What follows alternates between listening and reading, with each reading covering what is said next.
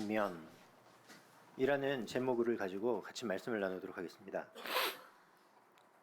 오직 성령이 너에게 임하신다 라는 것을 이해할 때에는 굉장히 중요한 배경을 우리가 알아야 됩니다. 성삼위 하나님의 구원이 무엇인가 라는 부분들을 이해해야 오직 성령이 너에게 임하시면 이라는 이 내용이 우리에게 중요한 답이 되어질 수 있고 어떤 의미인지 바르게 이해가 되어질 수 있을 것 같습니다. 성삼위 하나님의 구원, 창조주 하나님과 성자 되신 예수 그리스도 그리고 하나님이신 성령님이 어떻게 이 구원을 이루셨는가라는 부분들을 우리가 이해해야 될 텐데요. 창조주 하나님께서는요, 하나님의 그 구원을 계획하시고 그 일들을 성취하셨어요. 구약시대에는요, 오실 메시아를 바라봄으로써, 기다림으로써 구원을 얻었고요. 그리고 하나님께서는 하나님의 아들 되신 그리스도를 보내셔서 우리를 구원하실 것을 계획하시고 예정하셨죠. 그리고 하나님께서 우리를 구원하실 것에 대한 부분들을 영원전부터 준비하시고 계획하시고 성취하셨단 말이에요. 하나님의 예정하신 뜻 가운데 하나님은 하나님의 구원을 이루신 것입니다. 그것이 성부 하나님, 이 세상을 창조하신 하나님께서 구원을 계획하신 일들이에요. 그러면 하나님의 아들 되신 예수 그리스도께서 이 구원을 어떻게 이루셨는가 보면요, 예수 그리스도께서 이 땅에 오셔서 십자가에 못 박혀 죽으시고 부활하심으로 그 하나님의 구원, 계획된 그 구원을 성취하신 것입니다. 예수 그리스도의 죽으심, 피 흘리심, 그것은 제사장 되신 예수 그리스도의 신분의 일들을 이루신 것이죠. 제사장 되신 그리스도께서 십자가에 못 박혀 죽으시고 피를 흘리심으로 우리 죄 문제를 해결하신 거예요. 구약에서는요, 제사를 지낼 때 양의 머리에 그 제사를 드리는 본인이 가서 안수를 합니다. 안수를 하면서 내 죄를 다 전가를 시켜요. 그리고 그것을 제사장에게 바로 주는 것이 아니라 본인이 직접 죽이고 그 피를 다 흘리게 만들고 각을 떠서 제사장에게 드리는 거예요. 내가 죽어야 되는데, 죄로 인해서 내가 무너져야 되고 내가 멸망받아야 되는데 내 죄를 다 전가시킨 거예요. 어린 양 되신 예수 그리스도께서 오셔서 십자가에 피 흘리신 것은 그 제사장 되신 예수 그리스도의 그 삼직의 일을 성취하신 것이죠. 그리고 예수 그리스도께서 죽음 가운데 부활하셨습니다. 그 부활은요, 왕으로 오셔서 죄와 사단의 권세, 그 일들을, 사망의 일을 꺾으신 것입니다. 그리고요, 예수님께서 앞으로 하나님 아버지께서 보내실 그 성령을 기다릴 것을 말씀하셨죠. 그것이요, 하나님과 만나는 길 되신 선지자 되신 예수 그리스도의 신분을 성취하신 일들로 우리가 말씀을 통해서 확인할 수 있습니다. 즉, 성부 하나님께서는 구원을 계획하시고 성자 하나님 대신 예수 그리스도께서 오셔서 그 구원의 일들을 성취하신 거예요. 그리스도로 말미암아 그리스도의 직분을 통해서 그 구원을 성취하셨단 말이죠. 그리고는요, 그 구원을 어떻게 완성시키셨냐면 하나님이신 성령이 우리 안에 내주하시면서 완성하신 것입니다. 성령 하나님께서 우리와 함께 하실 뿐만 아니라 내 안에 계신 하나님께서는 우리를 인도하시는데 어떻게 인도하시냐면 장래일을 알게 하시겠다라고 요한복음에 기록되어 있어요. 진리의 성령이 오시면 너희가 진리 가운데 거하리니, 그 성령께서 우리에게 장래일을 알게 하시겠다라고 말씀하고 계시고요. 그리고 보혜사라고 기록하고 있어요. 보혜사라는 것은 우리를 보호하시고 우리에게 은혜를 주시고 우리를 가르치시는 그 성령님께서 너희와 함께 하시겠다, 너희 안에 거하시겠다라고 말씀을 하고 계신 거예요. 그리고는 그 성령께서 하나님의 구원의 일들을 완성하셨을 뿐만 아니라 완성되어진 그 구원받은 우리를 통하여 성령의 역사를 통해 하나님의 또 다른 구원과 하나님의 나라가 임하는 그 일들로 이루어 가시고 역사하시겠다라고 성경에 기록되어 있습니다. 오늘 오직 성령이 너에게 임하시면 이라고 사도행전 1장 8절에 기록되어 있는데요. 그 성령이 너에게 임하신다는 것은 영세 전부터 구원을 계획하신 그 하나님의 작정하신 일들과 그리스도를 통하여 성취하신 그 일들과 성령이 우리와 함께 하시면서 완성하신 성취하신 그 일들이 결과적으로 우리에게 성령으로 임하는 그 일들로 예수님께서 말씀을 하신 것이죠. 자, 오직 성령. 예수님께서는 이렇게 말씀하시고 계세요. 1장 5절에 너희가 몇 날이 몇 되어 성령으로 세례를 받으리라.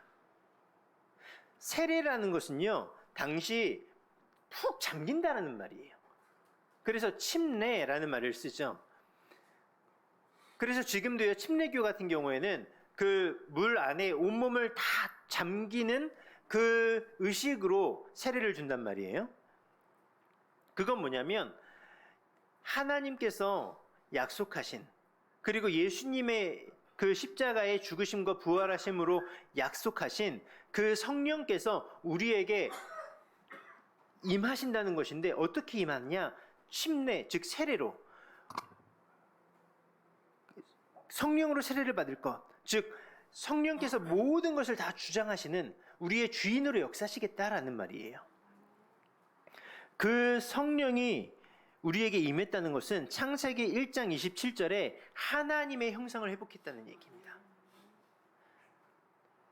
그렇잖아요? 하나님께서 우리를 어떤 존재로 창조하셨죠? 하나님의 형상, 영적 존재로 창조하신 겁니다. 죽어있던 우리의 영혼이 그리스도로 말미암아 성령이 임재하심으로 살아난 거예요. 죄와 사망의 법에서 너희를 해방하였음이라. 생명이 성령의 법이 우리 안에 임한 것입니다. 그것은 창세기 1장 27절에 하나님의 형상을 회복한 것인데, 그러면서 성경에 이렇게 기록되고 있어요. 그 성령이 너에게 임하시면 너희가 권능을 받고. 어떤 권능이죠? 창세기 1장 28절의 권능이에요. 이 세상을 정복하고 다스림의 권능이 우리에게 임한 것입니다. 이 피조 세계를 정복하고 다스리고 지킬 수 있는 그 권능이 우리에게 임한 것이에요. 예수 그리스도의 십자가의 죽으심과 부활하심으로 성령을 약속하시고 성령이 우리에게 임재되었다는 것은 하나님의 형상과 그 형상에게 주어진 축복과 권세가 완전히 회복되었단 말이에요. 그것이 하나님이 영원 전부터 작정하신 그 뜻을 따라 이루어졌단 말이죠. 그래서 성삼의 하나님의 구원은 그 영원 전부터 하나님의 구원을 계획하시고 그리스도께서 십자가의 성취로 말미암아 그 구원을 성취하시고 성령께서 우리에게 임재하심으로 완성되어진 일들을 이야기하는 것입니다. 그 축복이 창세기 1장 27절에 하나님의 형상을 회복한 것이고, 그 하나님의 형상에게 주어진 권세, 권능이 우리에게 회복되어졌다는 말이에요. 그러면서 성경에서는 이렇게 기록하고 있어요. 예루살렘과 온 유대와 사마리아와 땅끝까지 이르러 내 증인되리라. 이 부분이 굉장히 중요합니다. 보세요. 제가 자주 말씀드리는 성경 구절인데요. 하나님께서 하나님의 형상으로 사람을 창조하신 이유가 있어요. 이사야 40장 21절에 이 백성은 내가 나를 위하여 지었나니 곧 나를 찬송하게 하려 하심이라. 하나님의 영광을 찬송하기 위하여 하나님 자신을 위하여 사람을 창조하신 것입니다. 그게 회복됐다는 얘기예요. 그 하나님의 영광을 위한 길에 하나님께서는 모든 권능으로 역사하시겠다는 겁니다. 그러면 하나님의 영광을 위한 그 길이 무엇이죠? 하나님의 구원의 일이고 이방을 향한 하나님의 살아계심을 나타내는 일들이에요. 그것을 누구를 통하여? 하나님의 형상을 회복한 우리를 통하여 이루시겠다는 겁니다. 그런데 예루살렘과 온 유대와 사마리아와 땅끝이라는 것은 그 가운데 시간표가 있다는 거예요. 중요한 것은요, 나의 땅끝이라는 시간표를 하나님께서는 우리에게 허락하셨어요.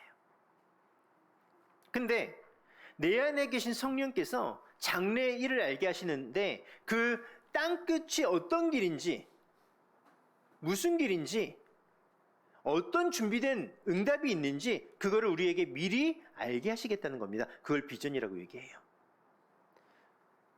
이 부분이 굉장히 중요해요. 제가 질문을 해보겠습니다. 나의 땅끝은 어디인가? 무엇인가?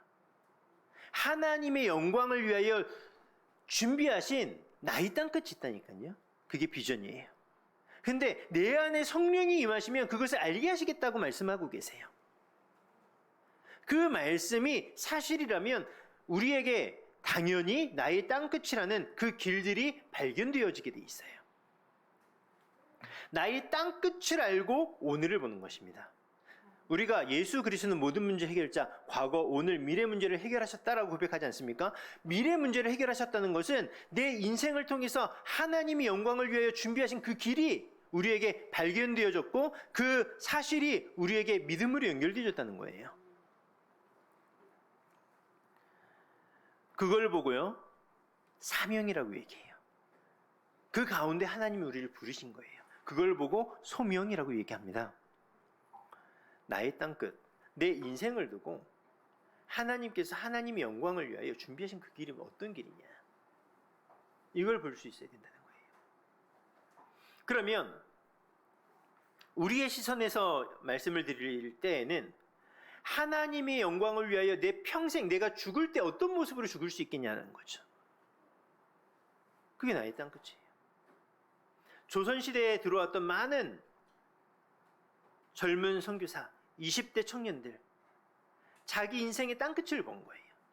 그렇구나, 하나님께서 이 조선이라는 땅에 내 인생을 묻기를 원하시는구나, 드리기를 원하시는구나. 그렇잖아요. 한번 우리 중직자분들은요, 생각해 보셨으면 좋겠습니다. 나는 어떤 모습으로 내 노년기를 맞이하고 죽음을 맞이할 것인가? 그렇죠? 내 인생을 두고 하나님이 어떤 길을 준비하셨나? 근데 이건요, 내가 막 찾아내려고 찾아내는 것이 아니라 내 안에 계신 성령이 임하셨을 때 발견되어지는 일들이라니까요. 하나님께서는요, 말씀을 통하여 약속하고 계세요. 진리의 성령이 오시면 너희가 장래 일을 알게 될 것이라고 말씀하고 계세요. 그리고 나를 인도하실 것, 나를 가르치실 것을 약속하셨어요. 우리에게 성령이 임하셨다면 하나님께서 하나님의 영광을 준비한 내 인생의 여정, 그 길들을 알게 하시겠다라고 말씀하시는 거예요. 제가 대학생들한테 이야기를 했습니다. 야, 너는 어떤 모습의 중직자로 성장해야 되겠냐? 거기에 대한 답을 대학생 때 찾아야 된다. 그리고는 그 안에서 오늘을 소중하게 생각하는 것이다. 너가 지금 전공하고 있는 이 전공, 학업의 일들, 그게 내 인생을 두고 하나님이 준비하신 응답의 여정 속에 있는 것이다. 그 응답을 받기 때문에 오늘을 소중하게 생각할 수 있는 것이다. 세상 사람들은요, 오늘 열심히 살아서 미래를 만들려고 합니다. 근데 구원받은 하나님의 백성은 그게 아니라 하나님이 준비하신 그 길들을 봤기 때문에 오늘을 소중하게 생각하는 거예요. 오늘 도전할 수 있는 거예요. 그러니 어떤 친구는요, 우리 교회에 이런 부분들이 부족한데 자기는 앞으로 우리 교회의 중직자가 되어서 이런 모습을 가지고 이런 것들을 준비하겠습니다 라고 고백하는 친구들이 나오기 시작한 거예요. 제가 이런 이야기를 했어요. 20대, 30대, 40대, 60대, 70대, 80대 내가 죽기 전까지 난 어떤 모습으로 살아갈 것인가? 이건 내가 만들어내는 일들이 아니라 하나님께서 발견케 하시는 일들이라니까요. 예정하신 그 뜻을 따라 하나님께서는 준비하신 그 길들을 우리에게 알게 하시는 거예요. 그러니 우리가 살아가는 방법은요, 세상 사람들과 완전히 다른 것입니다. 믿음과 소망을 가지고 살아가는 거예요. 하나님이 보게 하신 그 사실들을 믿는 믿음, 그것을 기다리는 소망을 가지고 살아간다는 것이죠. 그게 구원받은 하나님의 백성이 살아가는 모습이에요. 우리 인생의 60대는 어떤 모습일까요? 하나님의 영광을 위하여 준비하신 나의 길이 어떤 길일까요? 내 인생의 마지막 유언을 남기는 그 순간에 나는 어떤 모습일까요? 우리가 너무 아쉬워요, 더 살고 싶어요 라는 모습이 아니라 하나님께서 내 인생을 두고 하나님의 영광을 위해 나를 존재하게 하신 그 이유를 따라 하나님께서 성취하신 일들이 감사하구나. 그렇죠? 그게 우리의 노년의 모습이 되어져야 되지 않을까? 하나님은 그걸 약속하셨어요. 그러니 세상 우리가 살아가면서 많은 문제나 고통이 와도 문제되지 않아요. 그 고통이 나에게 시험거리가 되지 않아요. 그게 상처가 되지 않아요. 염려가 되지 않아요. 왜요? 하나님께서 준비하신 그 뜻을 따라 이유 있는 응답인 것이고, 그것을 하나님께서 그 일을 이루기 위하여 내게 주신 선물인 겁니다. 그러니 그리스도가 모든 문제가 해답이 맞고 모든 문제를 해결하신 답이 맞다는 겁니다. 이게 굉장히 중요한 부분이에요. 내가 오늘 살아가는 이유가 어떤 이유예요? 저는 지금 목사이지만 필요에 의해서 카페를 시작했어요. 근데 이 카페를 시작한 이유가 있어요. 왜냐하면 내 인생을 두고 하나님께서 오늘 만나게 하신 그 이유를 알기 때문에 제가 소중하게 생각하는 거예요. 앞으로 우리가 가야 될 방향들이 있잖아요. 하나님이 내게 주신 비전이 있잖아요. 그것을 두고 하나님께서 지금 이 부분들을 경험케 하시고 만나게 하셨구나라는 그 이유를 하나님께서 알게 하신 거예요. 그러니 우리가 이유 있는 도전도 하는 것입니다. 그 자체가 응답이 되는 거예요. 우리가 지금 하고 있는 일이 어떤 의미예요? 단지 먹고 살기 위한 일입니까? 그렇지 않다는 거예요. 하나님께서요, 나를 존재하게 하신 이유가 있어요. 이 때에 우리가 조선시기에 태어난 것이 아니라 지금 2023년에 존재하고 있지 않습니까? 이 날에, 이 시기에, 이 현장에 존재하게 하신 이유가 있어요. 하나님이 작정된 그 일을 따라 오늘 우리를 구원하셨단 말이에요. 그 이유가 있다는 거예요. 그 이유는요, 하나님이 영광을 위하여 준비하신 내 인생의 여정과 같은 거예요. 하나님이 내게 내 인생을 두고 나를 구원하신 존재 이유, 그게요 비전이고, 그것이 하나님이 내 인생을 두고 하실 일들이란 말이에요. 그 안에 오늘이 있는 거예요. 그 시선을 가지고 과거를 보잖아요. 너무 감사한 일들인 거예요. 과거에 너무 힘들었었던 일, 상처가 되어졌던 일, 이런 부분들이요 감사가 되어지는 거예요. 그냥 우리가 무턱대고 그리스도는 모든 문제 해결자, 과거 오늘 미래 문제 해결자, 그냥 맹신이 아니에요. 언제 이게 사실이 되냐면 아까 말씀드렸던 것처럼 나의 땅끝이 보였을 때, 그때 하나님께서 뭐라고 말씀하셨죠? 내 증인이 되리라 라고 말씀하고 계세요. 하나님의 현현입니다. 하나님의 실현이에요. 내 삶을 통해서 하나님이 역사하시는 일들이 보여지는 거예요. 성경에 쓰임받았던 모든 인물들은요, 내 인생의 끝을 보고 간 사람들이에요. 저는요, 그것을 대학생들에게 마스터 플랜이라고 설명을 했어요. 내 인생의 마스터 플랜. 나는 어떤 인생을 살 것이냐가 아니에요. 하나님이 나를 존재하게 하신 이유가 무엇이고, 하나님이 영광을 위하여 무엇을 준비해 놓느냐는 거예요. 내가 어떻게 살 거냐라는 것은 나로부터 시작되어진 세상 사람들이 가진 기준이에요. 내가 무엇을 가지고 살 거냐, 무엇을 할까, 그게 아니에요. 하나님이 준비하신 길이 있고 나를 존재하게 하신 이유가 있어요. 그게 발견되어지는 거예요. 그 안에 지금 나에게 주어진 것, 오늘 내가 할 일, 이게 가치 있게 다가오는 것입니다. 이걸 이해 잘해야 돼요. 이게 이해가 안 되어지면 내 인생을요, 내가 계획하고 어떻게 잘 살아갈까 고민해야 되고, 그러니까 지금 내가 일이 잘 되면 좋아해야 되고, 일이 잘 안 풀리면 기분 상해야 되고, 그런 오류에 빠지게 되는 거예요. 그렇지 않다니까요. 자, 성경에서는 이렇게 말씀하고 계세요. 구원받은 하나님의 자녀에게 모든 것이 합력되어 선을 이룰 것이다 라고 말씀하고 있어요. 맞아요. 내가 과거에 어려웠던 것, 오늘 다가오는 문제들, 이런 모든 것들이요 합력하여 선을 이루는 하나님의 응답으로 연결되어지겠다는 거예요. 그래서 중요한 것이 뭐냐면 내 인생의 땅끝을 볼 수 있어야 돼요. 발견되어져야 돼요. 특히 우리 렘넌트들은요, 렘넌트 시기에 이걸 발견해야 돼요. 그러면 내가 오늘 학업 혹은 운동을 한다, 모든 것이 이유 있는 응답으로, 그것을 내가 가치 있게 소중하게 생각할 수 있는 그런 응답이 되어지는 거예요. 내 증인이 되리라. 하나님께서 인도하시는 인도의 일들과 하나님이 역사하시는 역사의 일들이 내 삶을 두고 현장에, 그리고 이방을 향하여 드러나는 응답으로. 아까 얘기했잖아요. 전 성경에 보면 쓰임받았던 모든 사람들을 보면 나의 땅끝을 가지고 있던 사람들이라고.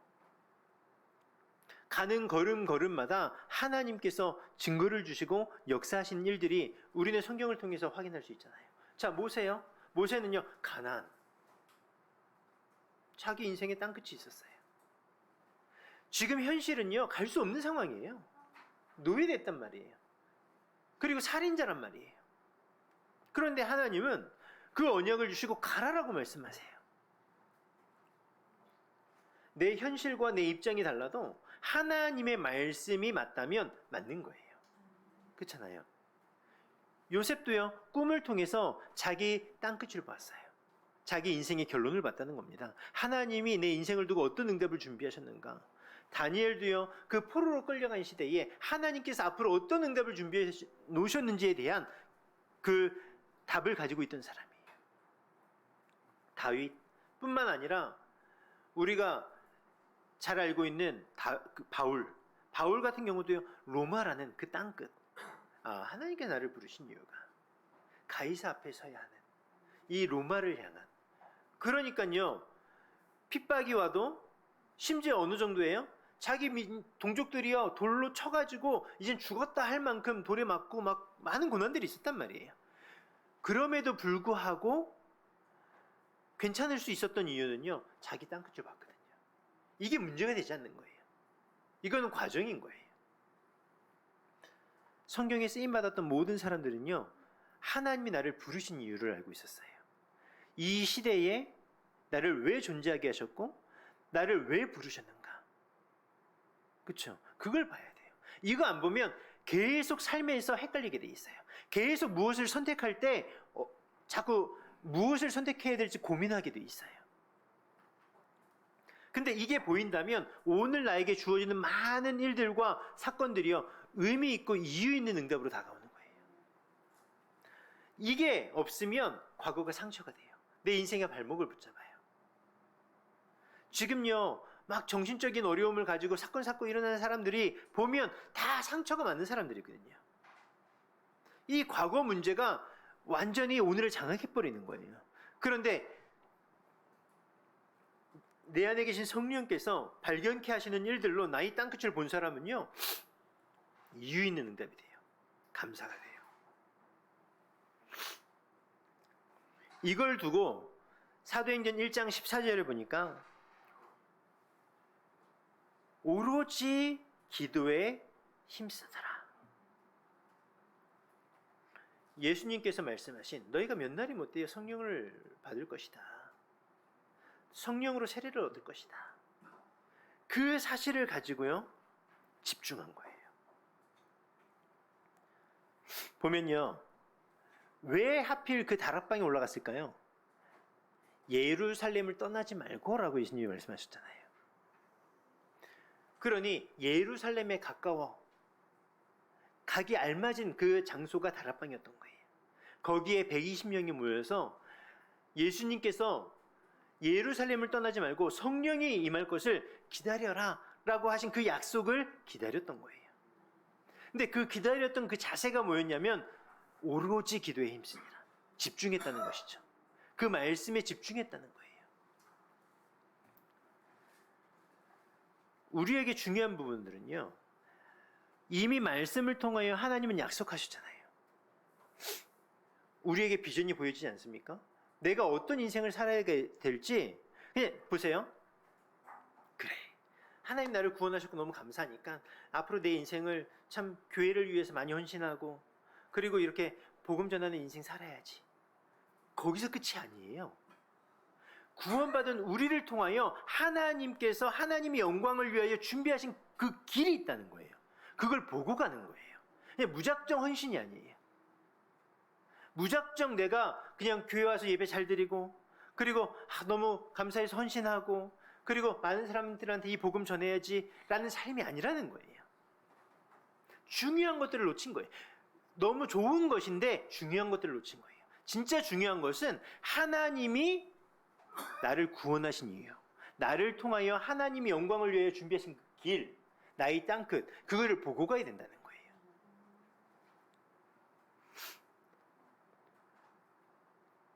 그 사실 안에서 필요한 것은요, 그 은혜에 대한, 내 안에 계신 성령께서 내 장래의 일들을 알게 하시겠다라고 약속하신 그 일들, 그 언제요? 성령이 임하셨을 때. 거기에 대한 우리의 집중이에요. 예수님은 기도에 대해서 하라라고 말씀하시고, 부르짖으라라고 말씀하시고, 두드리라라고 말씀하시고, 찾으라라고 말씀하세요. 하나님의 말씀이 집중되어질 때 우리는요, 하나님의 음성을 들을 수 있어요.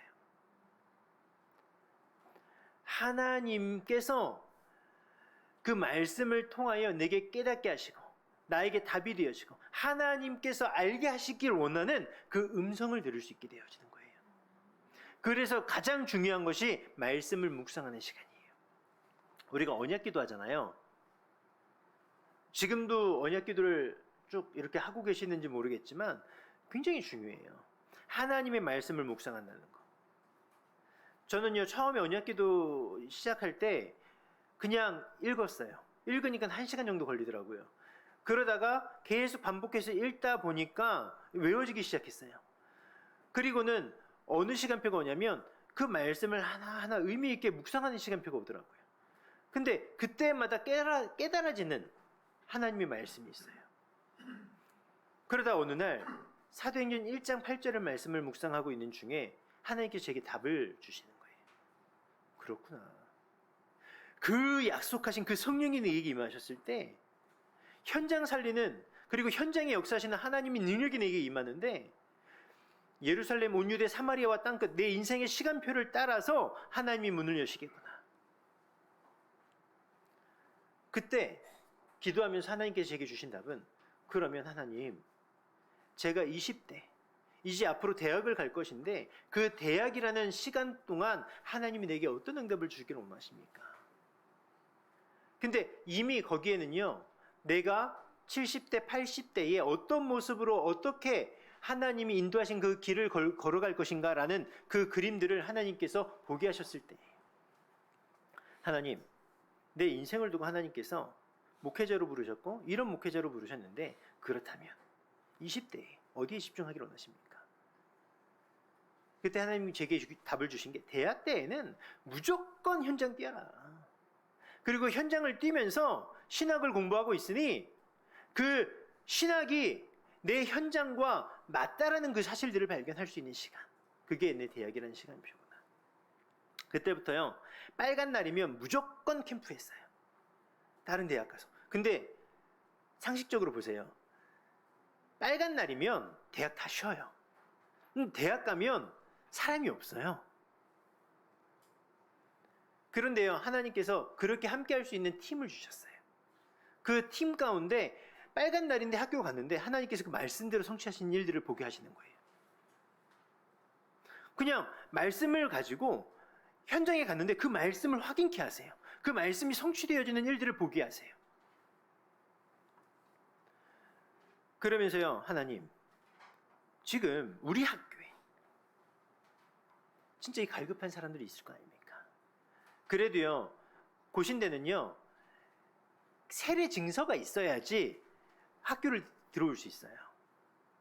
그러니까 교회에서 담임 목사님 사인 받고, 이제 저희 때는 모든 과가 다 그랬어요.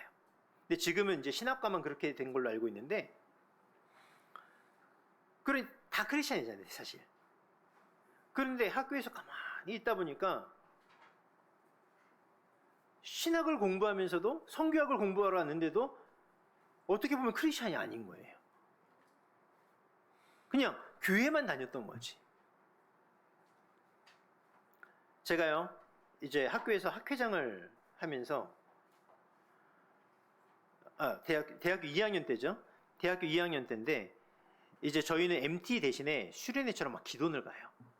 기도원을 딱 갔는데 하나님 오늘 이 현장에 하나님께서 갈급한 사람을 준비하시지 않았겠습니까? 혹시 하나님 이 현장에서 복음 드릴 사람 만나게 하시지 않겠습니까? 그리고 기도하고 있는데 한 친구가 혼자 앉아 있는 거예요. 새내기죠, 신입생. 그래서 제가 이제 군대 갔다 오고 2학년 때니까 만났어요. 만나가지고 쭉 대화하는데 이 친구가 복음을 쭉 들으면서 갑자기 눈물을 흘리더라고요. 제가요 사실은 고신측 목사님 딸이에요. 그런데 안 믿어진다는 거예요. 우리 아빠가 이 말을 알면 기절하실 거라고, 충격받으실 거라고. 안 믿어진다는 거예요.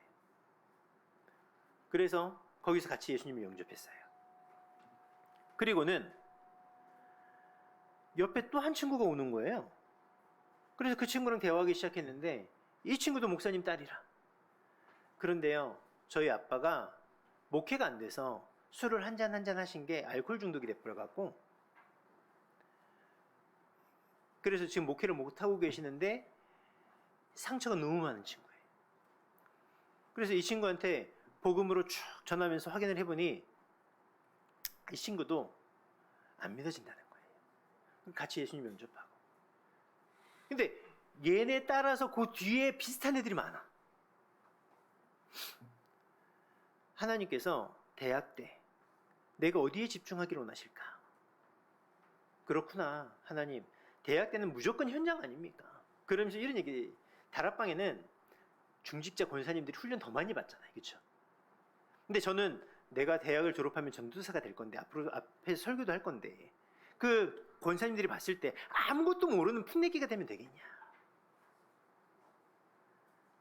내가 앞으로 목회자로서 교육자로서 응답을 받아야 될 때에 지금 대학이라는 시간표 속에서 현장에 대한 답을 얻을 수 있는 시간들로 집중하기를 원하시는구나. 그러면서 이제 교육자로 시작을 하게 된 거예요.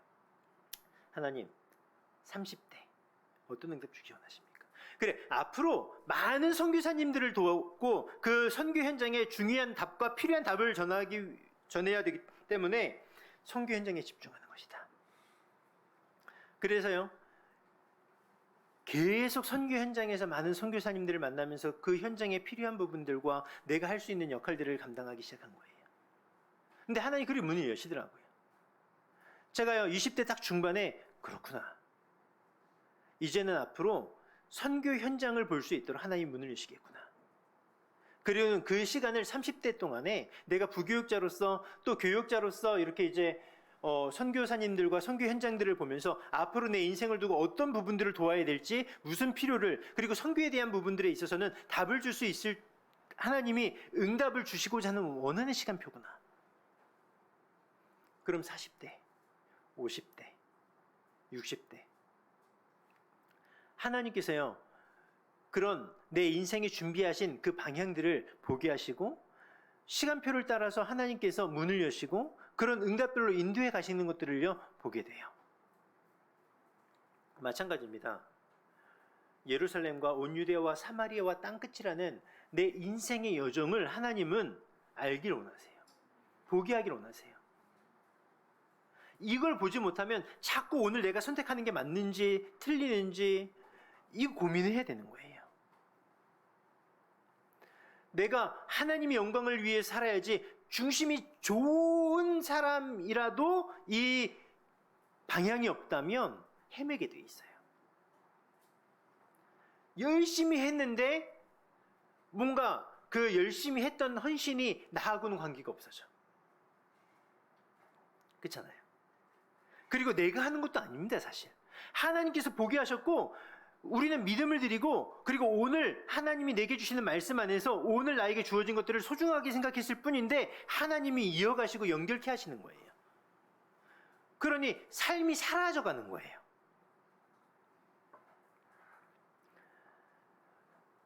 그래서 중요한 것은 말씀을 묵상하는 시간. 이거는요 반드시 실천해야 돼요.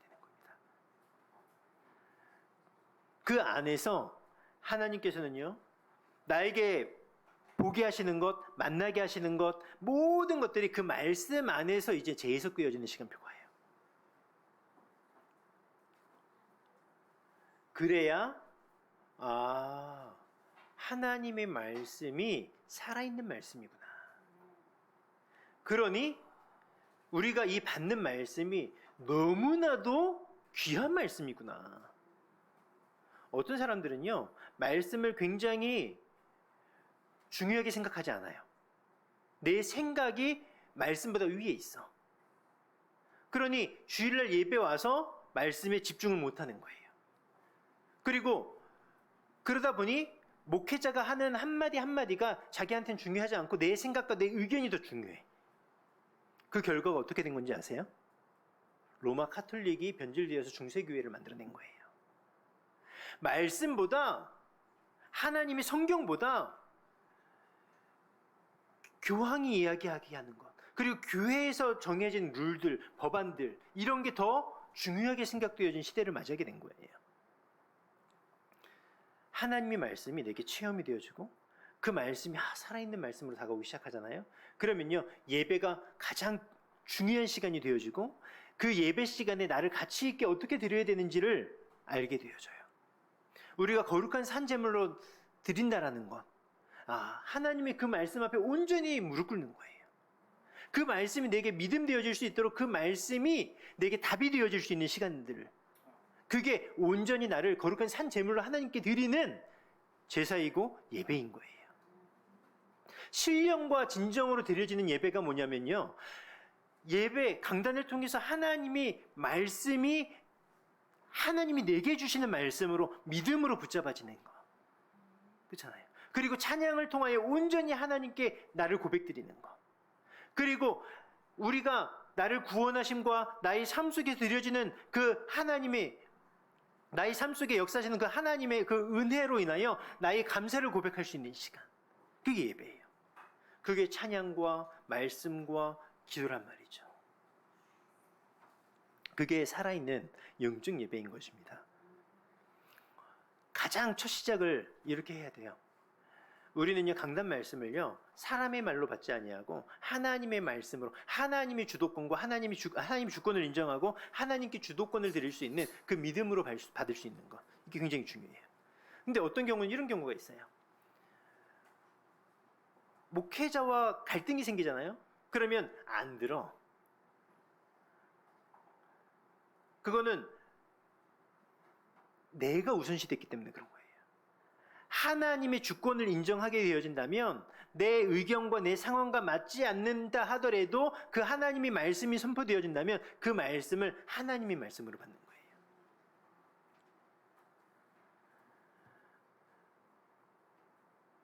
정말 중요한 부분들입니다. 보통은요, 다 내 생각, 내 기준, 내 상황을 가지고요, 말씀을 껴맞추려고 해요.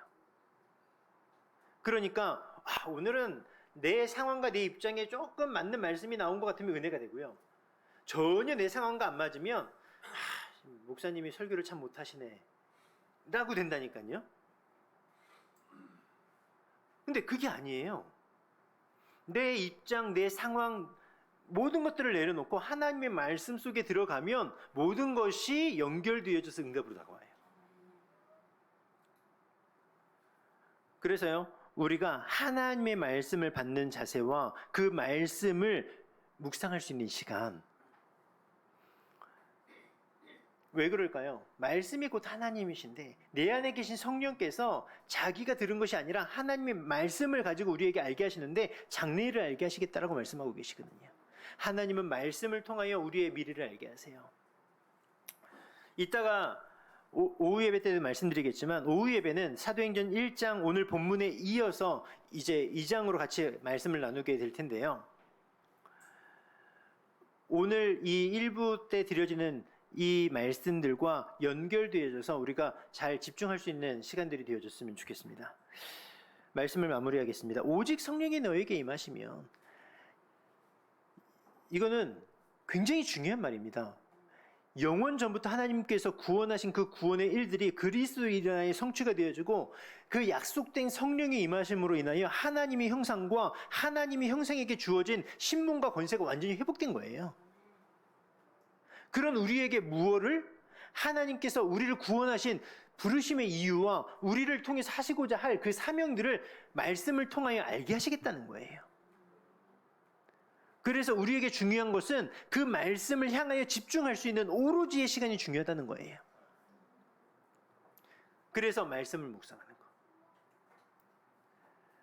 기도 제목이 없는 게 맞아요, 사실은. 말씀을 묵상할 때에 발견되어지는 응답들이 너무 크거든요. 정확하게 얘기하면 내 기도 제목이 없어야 돼요, 사실. 그렇잖아요. 하나님, 지금 우리 경제 문제, 혹은 우리 자녀 문제, 혹은 내 삶에서 지금 여러 가지 어떤 다가오는 어떤 갈등들, 하나님 이거 문제 해결해 주세요. 종교가 뭐가 다릅니까? 다 지금 불교에 가서도 부처 앞에서 빌고 하는 게 다 결국은 그거잖아요. 내 문제 해결받기 위한 거. 내 문제 해결받기 위한 기도 제목이 없어야 돼요. 그냥 하나님의 말씀을 묵상하면서 하나님께서 하시고자 할 그 일들이 내 기도 제목으로 연결되어져야 돼요. 그게 구원받은 하나님의 백성이 살아가는 방법이에요. 기도하겠습니다. 살아계신 하나님 감사드립니다. 이번 한 주간 하나님의 말씀이 묵상되어져 그 말씀이 우리에게 믿음으로 연결되어지고 하나님께서 영원전부터 우리를 구원하실 것을 준비하시고 그리고 오늘 우리를 구원하셔서 하나님께서 계획하신 그 뜻을 따라 어떤 방법과 어떠한 그 길들로 우리를 인도하실지 볼 수 있는 영혼을 열어주옵소서. 오로지 하나님의 것으로 우리를 드리기 원합니다. 하나님의 말씀이 믿음이 되어질 수 있는 그 믿음 회복할 수 있도록 우리를 주장하여 주옵소서. 감사드리며 예수 그리스도 이름으로 기도드립니다.